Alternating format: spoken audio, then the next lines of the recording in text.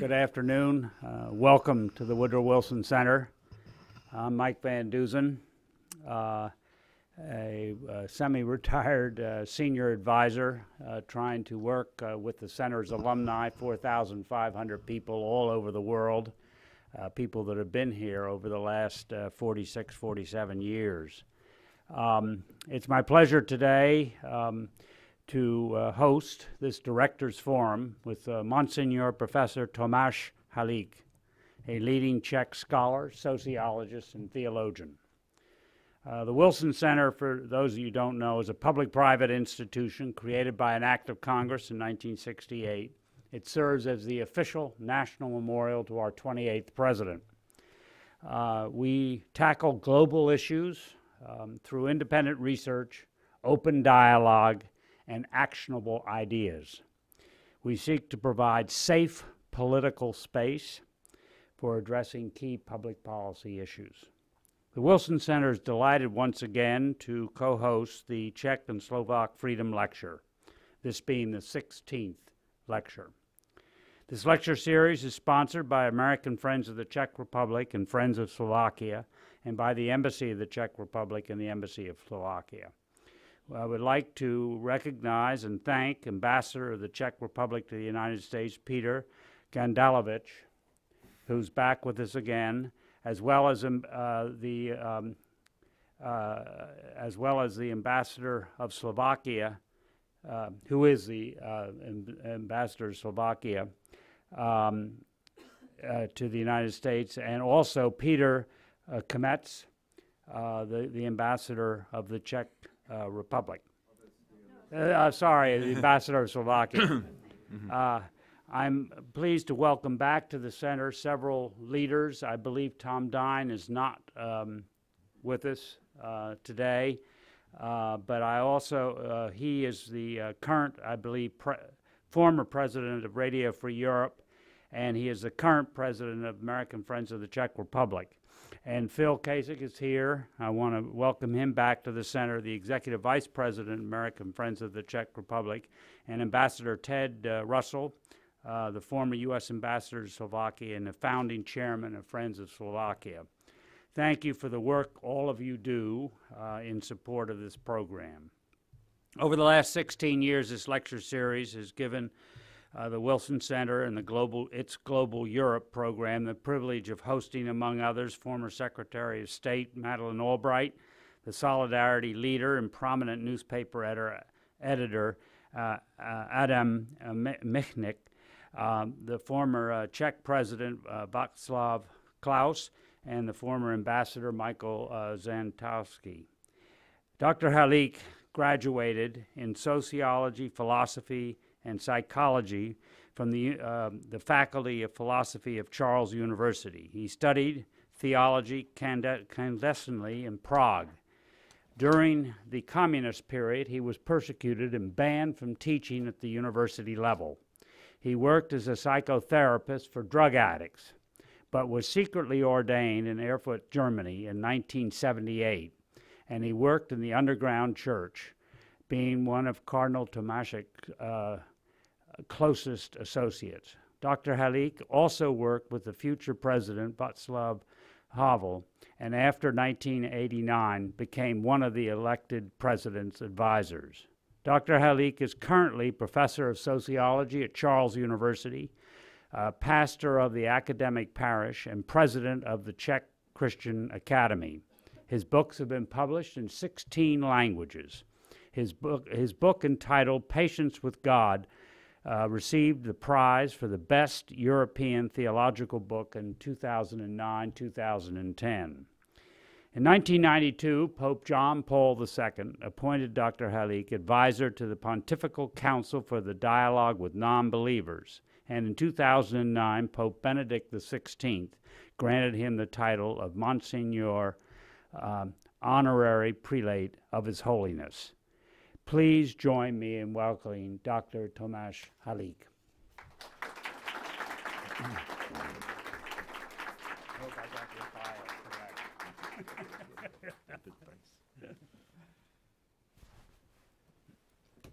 Mr. Chairman, Excellencies, Ambassadors, distinguished guests, ladies and gentlemen. First of all, I would like to thank the Wilson Center, American Friends of the Czech Republic, the American Friends of Slovakia for organizing this lecture, and both ambassadors. It's a great honor and pleasure for me to be here with all of you this morning. President Wilson, it remains in the memory of our nations, Czech and Slovaks, deeply connected with the beginning of modern Czechoslovak democracy. He was a supporter of the political visions and political plans of Tomáš Garrigue Masaryk, who became the founding father and first president of the first Czechoslovak Republic. On the occasion of the anniversary of the Czechoslovak Republic, Masaryk said once, well, we have the democracy now. What we need, there are some Democrats. Democracy is not just a certain political structure. Democracy is more. Democracy is a certain relation, culture of relation between people, between groups of people. It's quality of human relations. It needs set of virtues and skills, and it needs a certain moral biosphere. After the fall of authoritarian, totalitarian regime, people are liberated, but not yet free. They are liberated from oppressive regime, but they are not free for life in a free civil society, which the whole responsibility for themselves and for the society. Russian opposition writer Alexander Zinoviev wrote that the Soviet system produced a certain special human type, Homo Sovieticus, the Soviet man, a person without creativity, initiative, and responsibility. Current major support of Putin in Russia suggests that this type of humanity, easily manipulated by the state media brainwashing propaganda, still prevails there.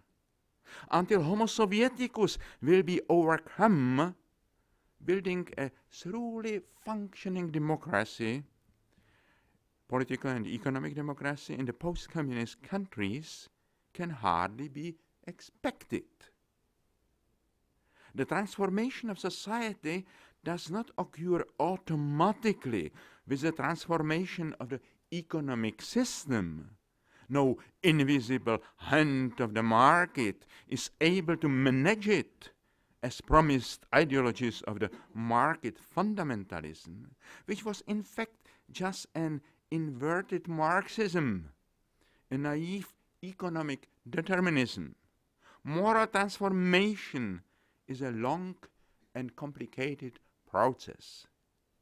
I remember a nice story about the American Indians. They were transferred, taken from the old settlements to the new ones. During this way, the Indians ask for a break. They say, our bodies are almost in the new settlements, but our souls are in the old ones.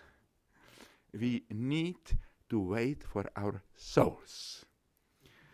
I remembered it many times after the fall of communism. But in this dramatic process after the fall of communism, the people can avoid such a break. We need the learning process in action. And sometimes through trial and error. But the reflections of our experiences could perhaps avoid many errors. I spoke yesterday night with some Cuban dissidents here in Washington, and I told them, don't repeat our mistakes. Make yourself your mistakes, your own mistakes. A specter is haunting Europe, a specter of communism, wrote Karl Marx more than 150 years ago. The specter of communism fortunately ended its bloody preambulation of Europe 25 years ago. I heard in the 80s on Voice of America an interview with Alexander Solzhenitsyn, the Russian dissident and writer. He was asked, what will follow after communism? He was silent, and then he said in the very deep voice, «Будет долгая дорога уздоровления». It will be a long, very long period of healing. I decided that evening to do something for this process of healing. I accept it as a personal vocation. And I would like today to share with you our experiences, our positive experiences, but also to speak frankly about our mistakes. Communism is dead in Europe, but there are some countries with the authoritarian regimes all over the world, and maybe our experiences could be valuable for them. Yesterday, with this discussion with the Cuban dissidents was very, very inspiring for both of us. After totalitarian regimes, the societies are ill, damaged, wounded. There are people who suffered much. Some of them want revenge. Some of them are so exhausted that they have no more energy to change their lifestyle and to start the free life in the under the new conditions. Some are not able to live without enemies. They were so used to have an enemy, and when the enemies are over, they must find another new enemies. And there are people who failed during the dictatorship, who were in various ways guilty. Remember the very important book by the German philosopher Karl Jaspers on the guilt, published after the Second World War, about the various type of guilt. There were people, they were the active collaborators with the regime or the agents of the regime, but they are people, they were guilty just by their passivity. And now the former collaborators and the former dissidents, victims and the guilty must live together. All wrongdoing cannot be resolved by the courts. I think there are two dangerous extremes. One extreme is vengeance, witch hunts, revenge, even violence. But the second extreme is the omission, just ignoring the guilt.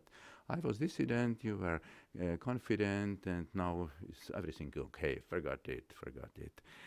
Just to turning our back, just to turning our coats. The Slovak have a nice word, prekabatenie, to change the jacket. It's not possible to forget and to forgive are two very different things. In such societies, the process of reconciliation is needed, healing the wounds of the past, the traumas, the divisions sometimes in the families. And it is a moral, spiritual, and cultural problem. I remember my discussions with John Shattuck, the former U.S. ambassador in Prague. He served before as a U.S. ambassador in South Africa and told me about this process of reconciliation after the fall of the regime, apartheid regime in South Africa. And then after some years, I was myself in the South Africa and spoke with many people. They were involved in this very complicated reconciliation process. I think in our country and in other post-communist countries, the process of reconciliation and healing after the fall of communism was not drafted until the end. The Czechoslovak parliament adopted the so-called lustration law, which was to prevent former agents of the secret police to take the key position in the state administration and enter directly into political life. But they escaped into the economic sphere. They were the people, they were the only people, they have at that time the capital of money, the capital of informations, the capital of influence and contacts, and from the last communist became the first capitalist. And and but they didn't change the mentality much. They have just the upside Marxism. The economic situation will solve all the problems automatically. But the invisible hand of the market will manage everything. No, it's a very and then the people from the economic big business slowly began to influence politics from behind, buying politicians as a pawns for their interests. I think now it's very important in our countries to cultivate business people because some of them are beginning to realize the moral chaos is a threat for the foundation of economic life. This reconciliation, healing process, it couldn't be solved by the politicians through the political tools. It is the role for the churches and also for other moral cultural institutions. Who else should be an expert for the reconciliation process if not Christian churches with their 2,000 years of experience? The process of forgiveness and reconciliation is very complicated. It's something like a new birth, sometimes connected with pain. The truth must be told. The things must be named by the proper names. Only truth can liberate us. The hidden things need to be named. The offender should ask for forgiveness. And then some sort of penitence must be done. Then the failed person may be finally a deeper personality than the others. Need much help, support, trust, acceptance from the healing communities. I would like to mention one positive example from the time before the fall of communism in our country. It was in 80s. There were already the perestroika in Soviet Union. We think some changes have to come soon or later. We didn't know it will be so soon and so rapid and so radical changes. But we don't want just the change of the political and economic structures. We were sure that the economy needs a moral, and the economic and political democracy needs a moral renewal, needs a special climate of values. Without creating this biosphere of democracy, the democracy cannot withstand for long, or cannot have the real quality. So in the underground church, we prepared the pastoral program 10 years, decennium, 10 years of moral renewal of the nation. And each year from this decennium was assigned to a particular topic inspired by one of the 10 commandments.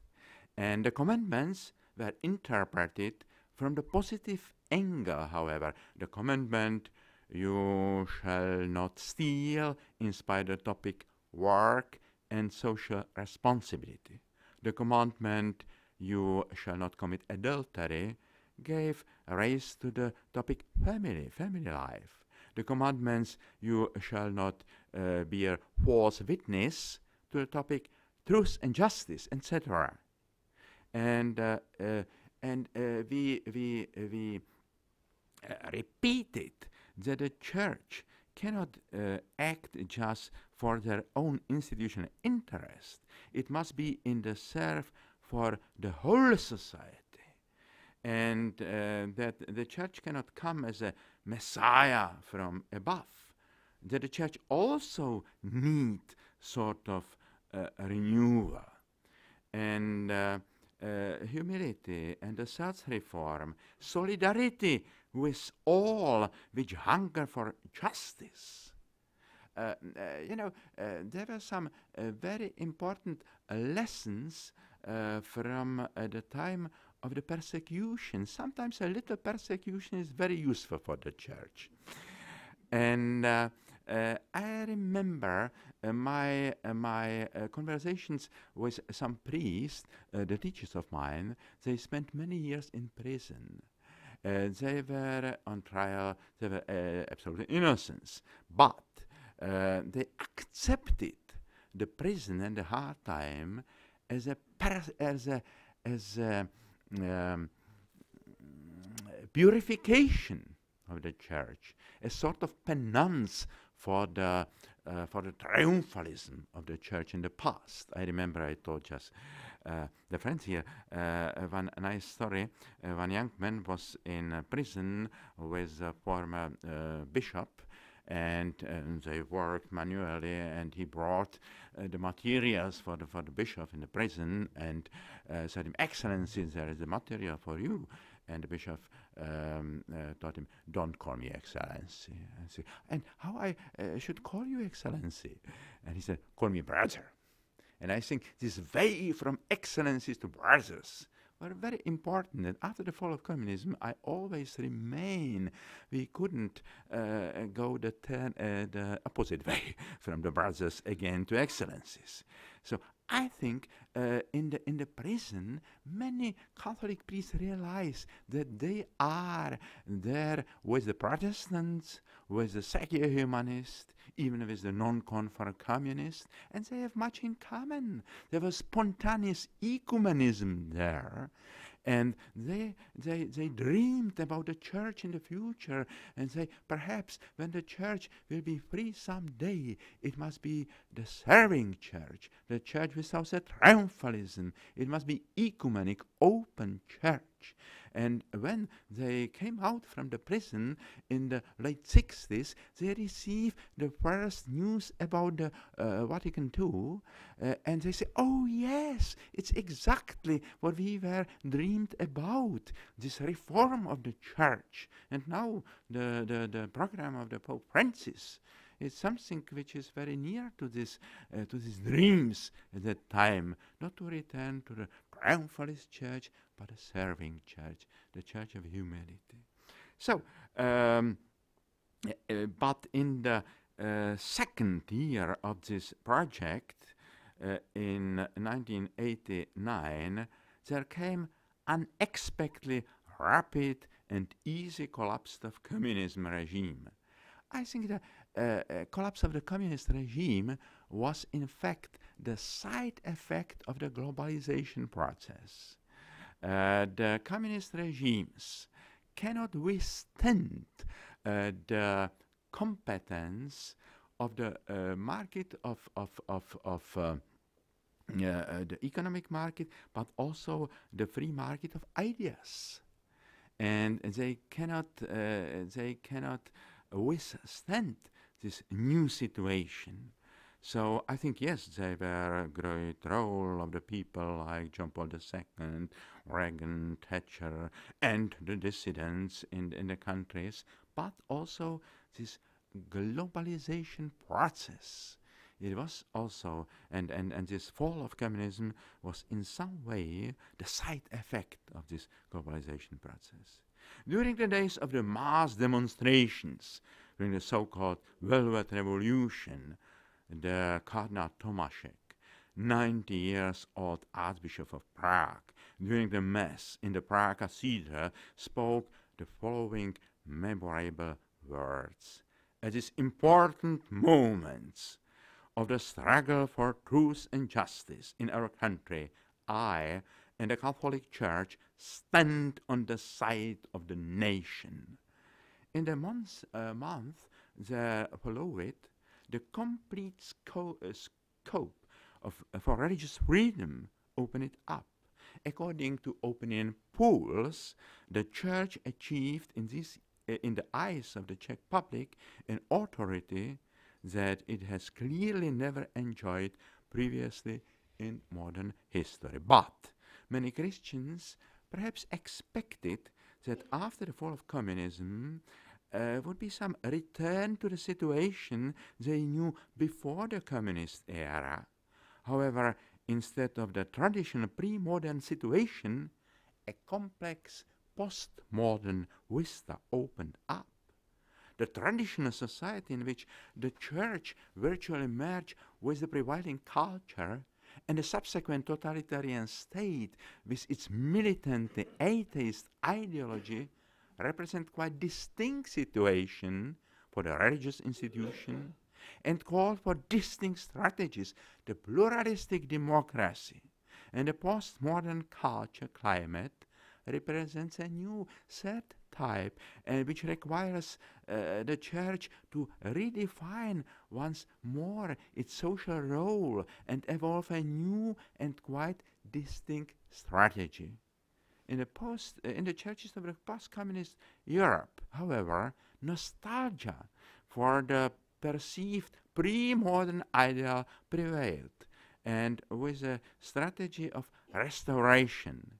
As a result, the churches alienated large groups of those who had sympathized with them at the time of the communism collapse. So, I hope that the pontificate of the reform-oriented and charismatic Pope Francis could be a new impulse for the new beginning. If transition from the authoritarian regimes to democracy has to be successful, it is necessary to prepare the moral biosphere of the democracy, moral revival of society, long before the fall of oppressive power. The great and difficult mission is to find and prepare the moral leaders for the time of transition. And there must be people with moral authority, with courage, but also with moral and political visions for the future. I spoke about it with the Cubans dissident yesterday.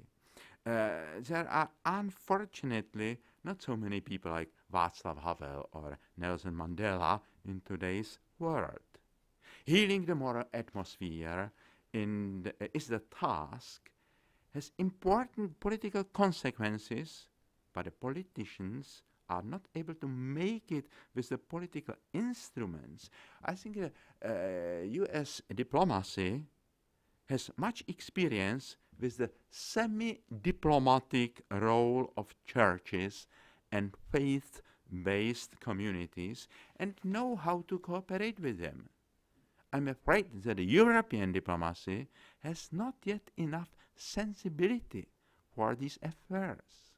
And also the church representatives should have some knowledge in the political science to be able to play an important role in the transition process, to organize, for example, the round tables between the government and opposition, like in Poland, to pacify revolutionary emotion and to prevent violence and chaos, etc., etc. The Catholic Church played an important role in non-violent transition in Spain, in Argentina, in Chile, in Philippines, in Poland, and also the Catholic movements like San Egidio played an important role in the reconciliation process and prevent the civil wars in Algeria, Kosovo, Guatemala, Uganda, Liberia, El Salvador, Angola, Burundi, Congo, Nicaragua, and Rwanda. And of course, the role of the Pope John Paul II was great. I think from the moral atmosphere during his first visit in Poland was born the Solidarność, the Solidarity movement, which was the beginning of the end of communism. I remember my first meeting with the Pope John Paul II in Rome. It was on the occasion of the canonization of Agnes of Prague. Immediately before the Velvet Revolution, we were first time allowed 11,000 pilgrims from Czechoslovakia to go to Rome. And at the time, I got the possibility to speak, be invited by John Paul II for the private dinner, and I spoke with him. It was the day before the fall of Berlin Wall. The Pope just came from the television and said, "This is the end of communism." And I like, Holy Father, excuse me, I don't believe that papal infallibility does work in the political affairs. I think there will be some 10 years of perestroika. No, no, you must be prepared. It will come soon. It will come in 10 days in our country. So, I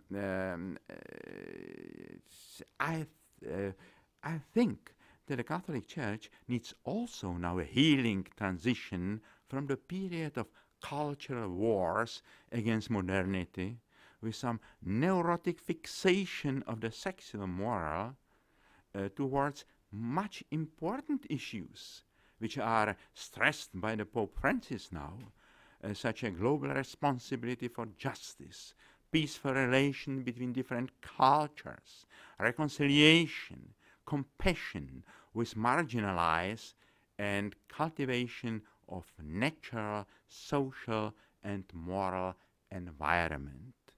Allow me a current note.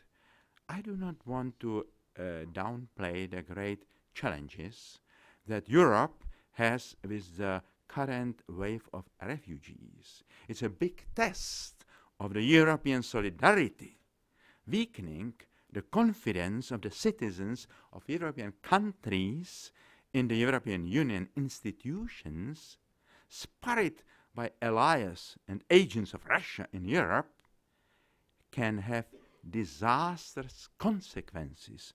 Only an integrated Europe can be a reliable ally of America. In some countries, the dangers associated with the influx of refugees are extremely exaggerated. The vast majority of refugees from Syria plans to return after the fall of President Bashar Assad's criminal regime, with which they have their tragic experience. In this context, it's necessary to clearly condemn the Russian interference in Syria, which is not directed against the so-called Islamic State, but is designed to be able to keep the Assad regime as a base for Russia's interest in the Middle East. I would like to seriously warn the West against any alliance with Russia in this current crisis in the Middle East. Vladimir Putin pursues only imperial interest of Russia. He does not hesitate further to destabilize the situation in the Middle East. He tries to encourage more and more the Russian nationalism in the interest of his plan to rebuild the Soviet Empire in some way.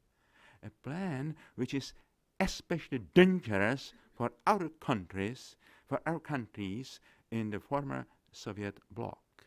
It is very troubling if in these countries come to power people who are just the puppets of the Russian power interests. It is necessary to insist on the resignation of Assad, but it is also necessary always to consider the next step, what will follow in the countries after the falls of dictators.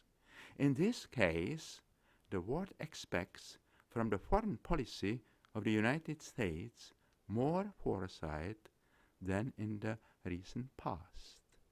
However, all those who now blame all responsibility for the present chaos in the Arab world only on the United States it should be strongly noted that it was the Soviet Union and the so-called socialist countries who maintained a criminal quasi-socialist regimes, Assad in Syria, Gaddafi in Libya, Hussein in Iraq.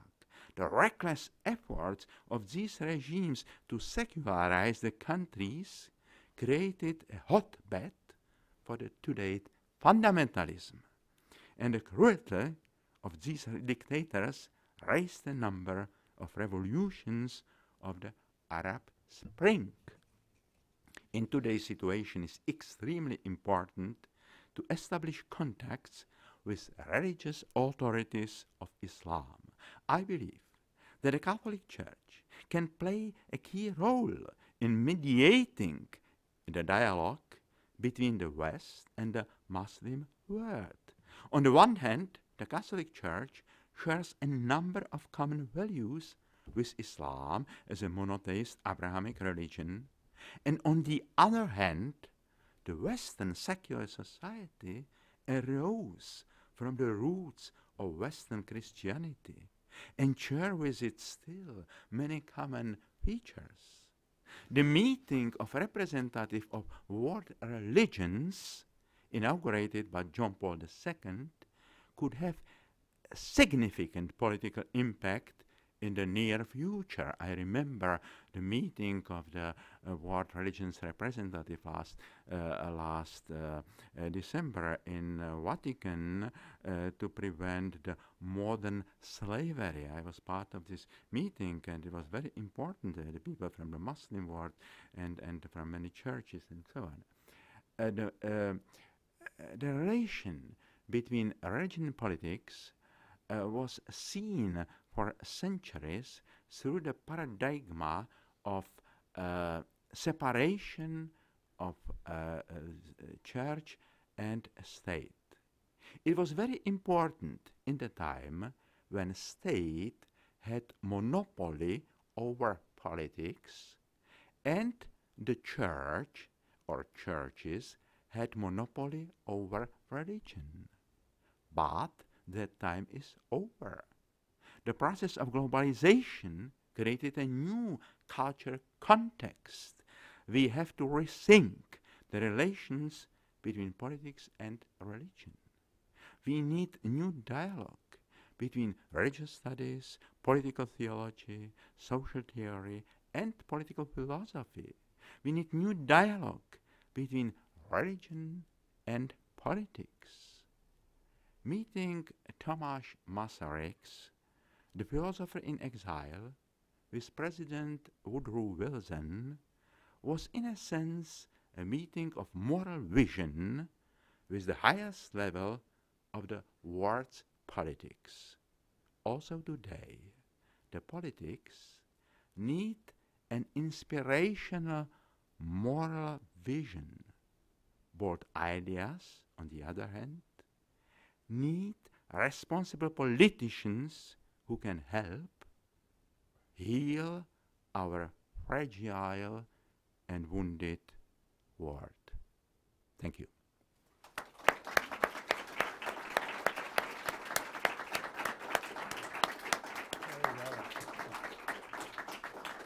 Very good, very good.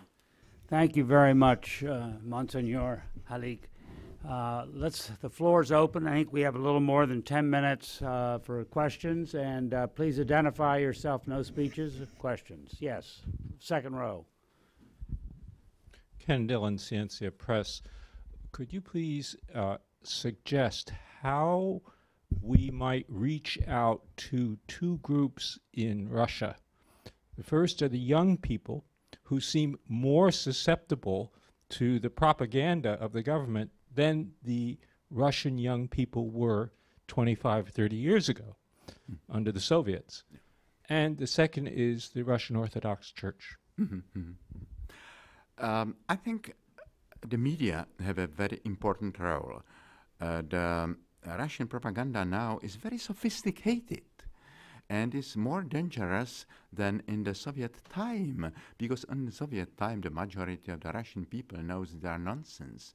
But now they put in place with the nationalism, and the propaganda is very sophisticated. Also in our country, I receive so many emails from the Russian trolls, for the people they are working for the Russian propaganda, blaming the United States and showing how the Putin is the peacemaker and so on. They spent huge capital of money for the propaganda, and they have clever people there. It is not so stupid, and so I think there must be some defense in the propaganda. In our time, the Voice of America and the Radio Free Europe played a very important role. And I think for to reach the young people in Russia, they should be also the radio, and there are the possibility with the internet, and so all this new social media are important. Maybe some the information offices, some the platform like like some foundations. I've got a lecture in Moscow on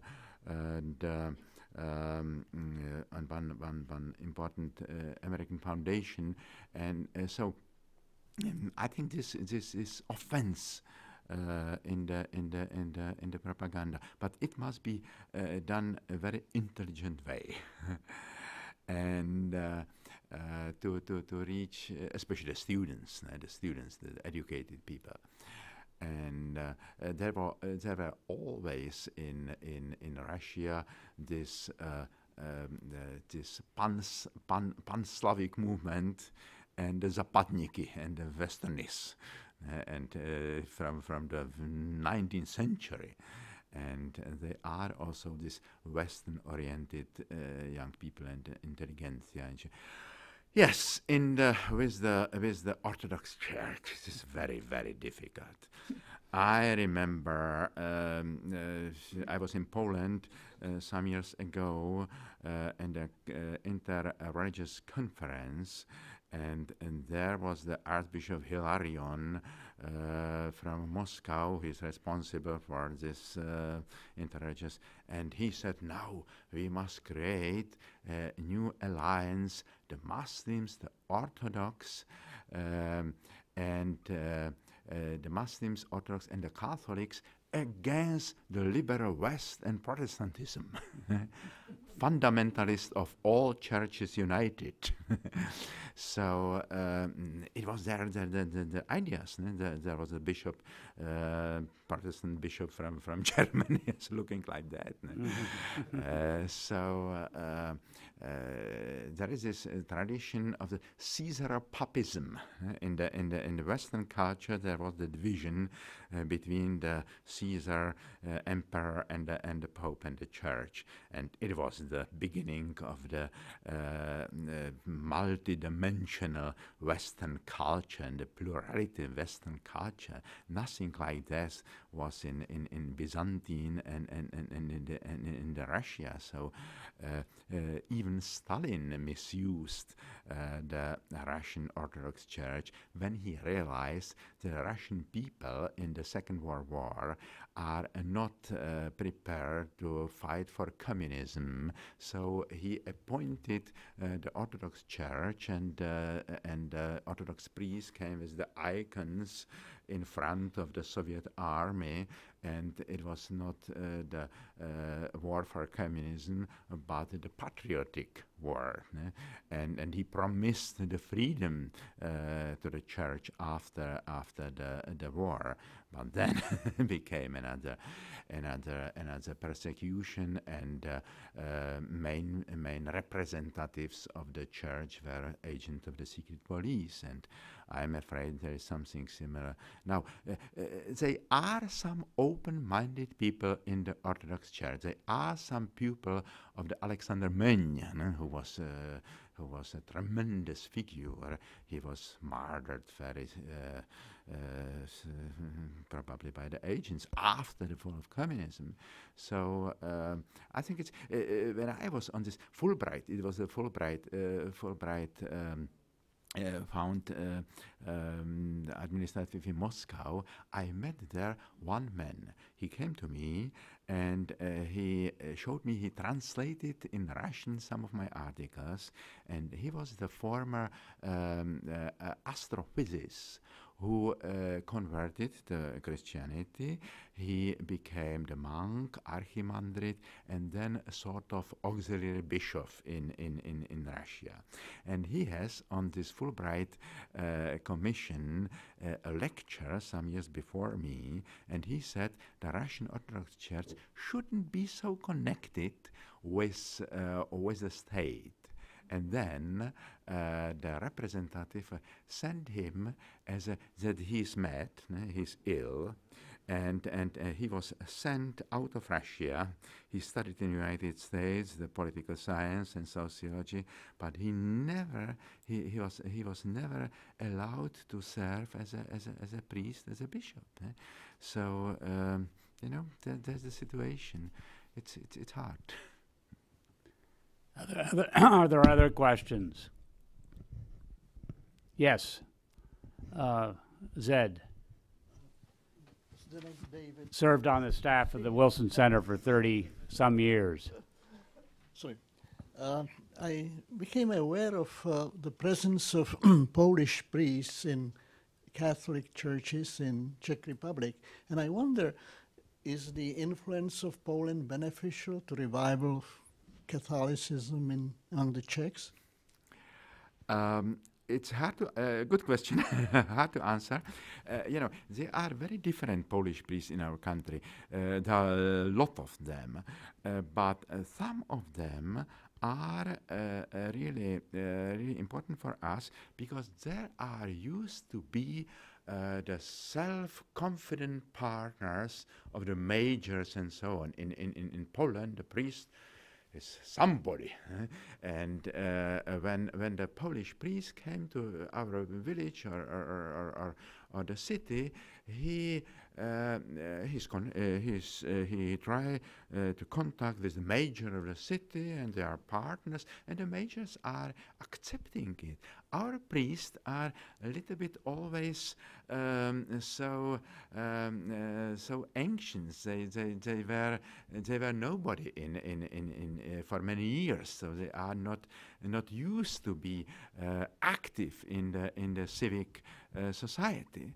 There are some of those Polish priests. They are really very active and important, but there's the minority. The majority of them have the Polish mentality, which is quite different than the Czech mentality, and to serve as a priest in the other country, it's not just to celebrate a mass and to spend the sacraments.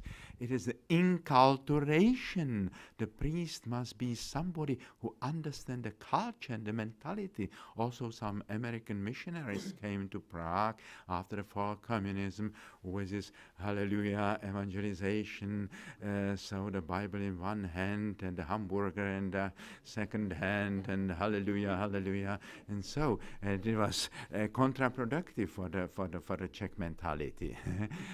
So I'm telling the Polish priests and the priests from the other countries, you must first the study of Czech culture. You must read some Czech literature. You must see the Czech films, because the evangelization, it is the meeting of the culture with the gospel. The evangelization without enculturation is just the indoctrination, and the people after communism are allergic to all indoctrination. So some of the Polish priests are not so helpful for us because they have this Polish mentality, which is very different. Some of them are very good. One last question, gentlemen. Yeah. I'm George Mesko from Friends of Slovakia. Monsignor, you didn't tell us how in Czech Republic the society is dealing with this transition from the communist society to today, 25 years after the Velvet Revolution, because as you know, historically the ideology of Marxism was very close to many people, not only to the industrial proletariat, but also to the intelligentsia. And like at the Congress of the Social Democracy in Heinfeld, when Bohemia was part of Austria-Hungary, then the Czechs established a secret communist cell under the leadership of Ladislav Zápotocký, the father of the next president under communism. And the Communist Party was actually the largest communist party after the Second War, except the Soviet Communist Party. And the establishment of the Communist Party of Czechoslovakia in 1921, you know, was also established with the help of Soviet agents. And so communism has a very strong history, especially in Bohemian part, and actually the agents from Bohemia came over in 1920 to Slovakia, like Gottwald, like Bacílek, like Chalopecký and other, and they infiltrated the Catholic or Christian Slovakia, and then actually swallowed up the whole republic after the Second War. That's a lot of history there. Yeah, it is. Yeah, but it's a very interesting. Yeah. The sociologist will reply. Yeah, but Monsignor is not only a theologian, I think a very good politician. Yeah. And sociologist. Everything dangerous to Slovakia came from Czechland. You know, that's right. There was the leftist, left-oriented intelligentsia in the Bohemia, in the Czech lands, especially before during the First Republic already, and immediately after the Second World War. But many of them were healed already during the 50s and 60s. I remember our teachers when I started to study in the 60s at the philosophical faculty. Practically all our teachers were communist, but some of them were really communist from their heart and mind, and some of them were more just to accept the state ideology. But I have seen the transformation, the intellectual transformation in the 60s. And they began just to study the Frankfurt School of Sociologists, Heidegger phenomenology, the Western sociology, philosophy, and then in the Prague Spring in '68 came back to return to our faculty. The important professor, and they were not allowed to teach there, like my teacher, Professor Patočka, the pupil of Husserl and fellow of Heidegger, and they're very influenced also at these former communist teachers and professors and at the Charles University. And then was a very important event, the Soviet occupation in August '68, and it was the healing process for many communists, you know, and they were this idealist communists. They say no to the communism, and then after the '68, there were much more Marxists in the West than in the East, than in our countries. They were, they also the high priest of Communist Party. They were like the cynical apparatchiks. They also didn't believe in communism more. They were practically no really pursued communists after 68. There were from the many, this former Marxist intelligentsia became the dissidents. They founded another political and philosophical views.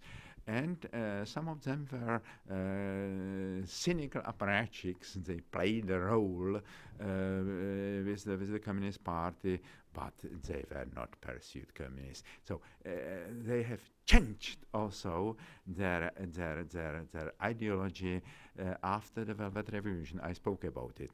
I think it was very dangerous that they came this ideology of the free market without any moral context.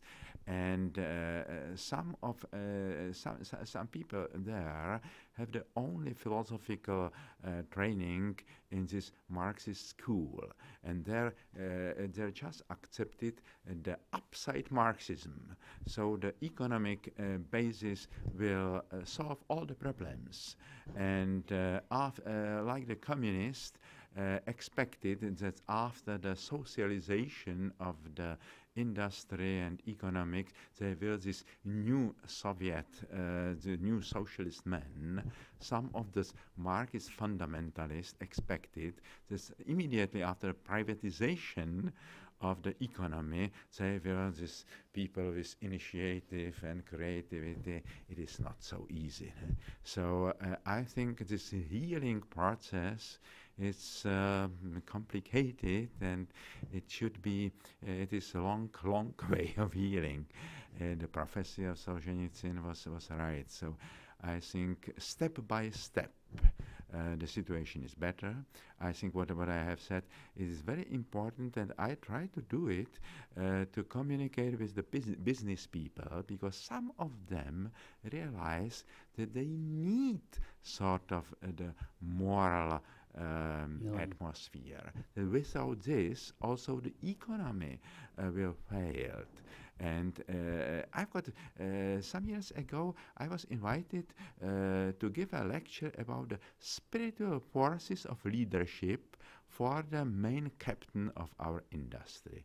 And I expected, oh, there will be the disaster, and there will be absolutely no sensible for such of questions. And it was a great surprise, because the majority of this very rich new capitalists in our country told me, you know, I'm very rich now, but I need something more, something, the quality of life, some spiritual dimension.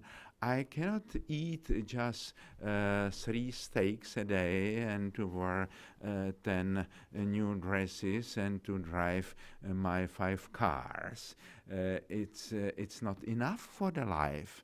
My family is now in conflict, and I feel empty and exhausted, and I need some spiritual force.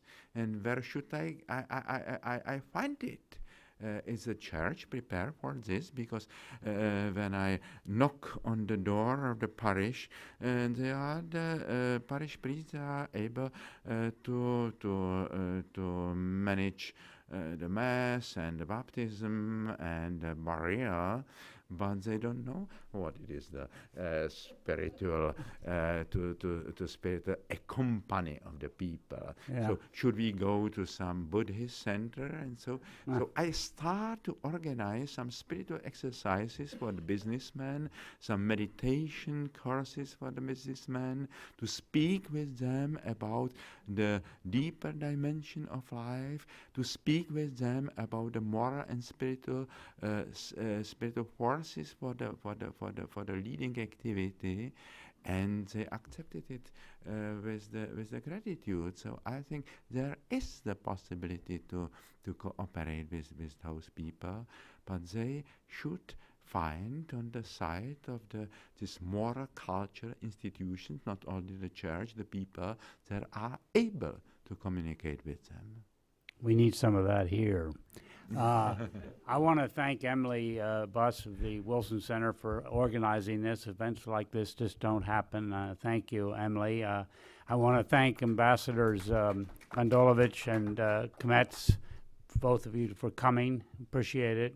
We think this has been a very good 16th Czech-Slovak lecture.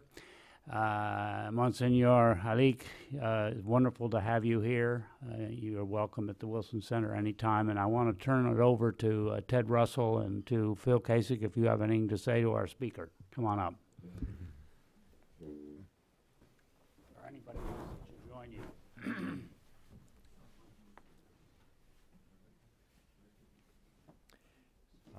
Professor Halik, we have been, we would say, blown away by the message that you've given us today and the inspiration and the vision of where things could go and how to go about some of these things. And history is one of those things that if you fail to recognize it, you're condemned to repeat it. And I'm hoping that your message gets broader publicity, and we're for sure going to advocate for it too. We have a small certificate for you for acknowledging. It's from the Friends of Slovakia and American Friends of the Czech Republic, and we very much appreciate you carrying on the tradition of the Freedom Lecture and delivering this lecture to us today. Thank you very much. Thank you very much. Thank you very much. Professor Halik, that was absolutely splendid, and we greatly appreciate it. Friends of Slovakia is very happy to co-sponsor these lectures. You've given us a lot to think about, and we wish you well in trying to create the moral biosphere, which will create more Democrats for our democracy. Thank you, and I'd like to give you our Medal of Honor from Friends of Slovakia.